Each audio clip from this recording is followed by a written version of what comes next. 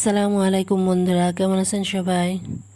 আজকে আমি আরও নতুন একটি রেসিপি নিয়ে চলে এসেছি।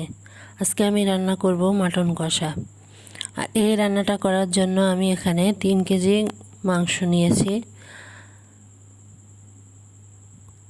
তো মাংসটা হাড় চর্বি সব কিছু মিলিয়ে মাংসটা সুন্দর। আর এখানে আমি নিয়েছি বাটা মশলা হিসেবে আদা, রসুন, পেঁয়াজ, জিরা, ডালচিনি, এলাচ আর ধনিয়া। আর সাথে আছে হলুদের গুঁড়া, লবণ আর শুকনা মরিচের গুঁড়া। আর ফোড়নের জন্য আমি নিয়েছি তেজপাতা, ডালচিনি, এলাচ, লবঙ্গ, গোলমরিচ, মেথি, জয়ফল, জয়ত্রী। আমি মাংসটা সরিষার তেলে রান্না করছি। চুলাতে একটি হাঁড়ি বসিয়ে আমি সরিষার তেল দিয়ে এর ভিতরে পেঁয়াজ দিয়ে দিয়েছি বেরেস্তার জন্য।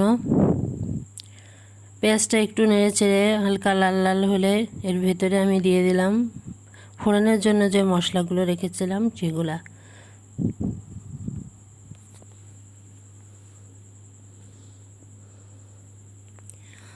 এই মশলাগুলো একটু নেড়ে চেড়ে আমি এর ভেতরে বাটা মশলাগুলা দিয়ে দিব।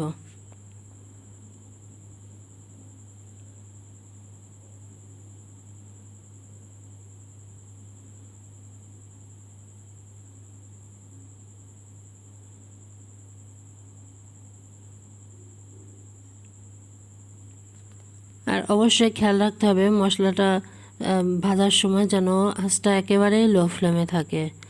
একটু আঁচটা বেড়ে গেলে কিন্তু নিচে ধরে যেতে পারে, সে কারণে আঁচটা একেবারে লো ফ্লেমে দিয়ে মশলাটাকে কষিয়ে নিতে হবে।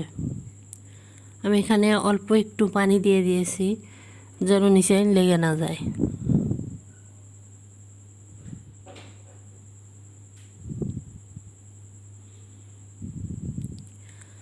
ভালোভাবে নেড়ে চেড়ে মশলাটার উপরে তেল ওঠা পর্যন্ত অপেক্ষা করতে হবে। উপরে তেল উঠলে বুঝতে হবে মশলাটা রেডি হয়ে গেছে।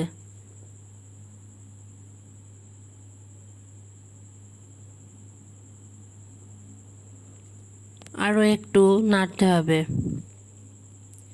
তো আমার এই রান্নাটা যদি আপনাদের ভালো লেগে থাকে তাহলে অবশ্যই আমার চ্যানেলটিকে আপনারা সাবস্ক্রাইব করবেন আর লাইক শেয়ার করবেন। এভাবে আপনারা বাড়িতে একদিন রান্না করে দেখবেন আসলে কতটা টেস্টি হয়। অনেকে মাটন খেতে চায় না, কিন্তু এইভাবে রান্না করে খেয়ে দেখবেন আসলে কতটা টেস্টি হয়। কেউ কেউ বলে যে না, মাটন গ্যাস লাগে হালকা নাকে, তো এইভাবে রান্না করবেন, কোনো গ্যাস কিছুই থাকবে না।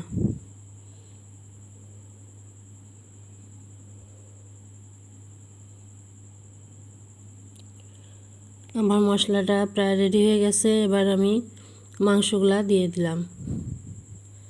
মাংসগুলা দিয়ে ভালোভাবে নেড়ে চেড়ে তারপরে ঢাকা দিয়ে দেব।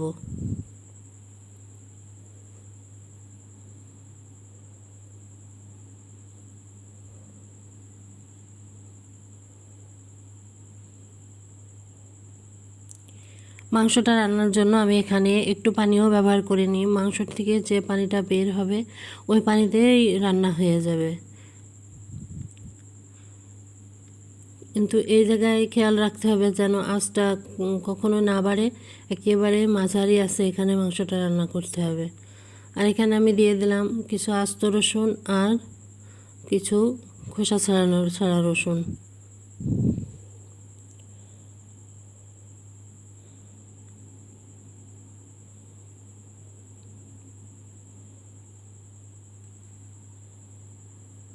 এবার আমি 5 মিনিটের জন্য ঢাকা দিয়ে দিলাম। 5 মিনিট পরে ঢাকা খুলে দেখব কী অবস্থা।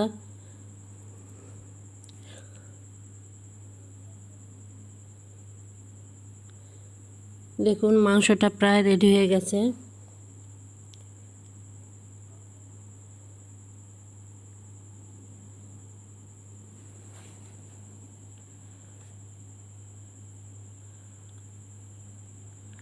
আবার 5 মিনিটের জন্য আমি একেবারে লো ফ্লেমে চুলার উপরে রেখে দিলাম। দিয়ে ঢাকনা খুলে দেখুন কত সুন্দর কালার এসেছে আর মাংসটা রেডি হয়ে গেছে।